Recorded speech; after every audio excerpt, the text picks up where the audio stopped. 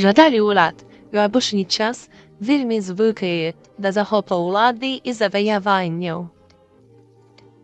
Едвін і Моркер, графи Мерсі і Навтумбри об'явили його, і навіть Стигент Аліса.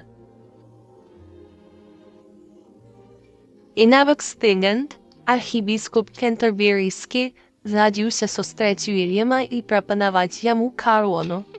Спочатку Вільям Аїса, коли ласка, звертай увагу до урока історії.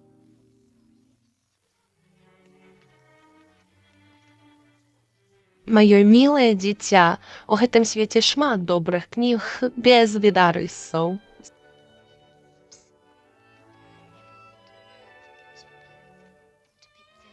Тваім свеце? Ха, якая дурнота.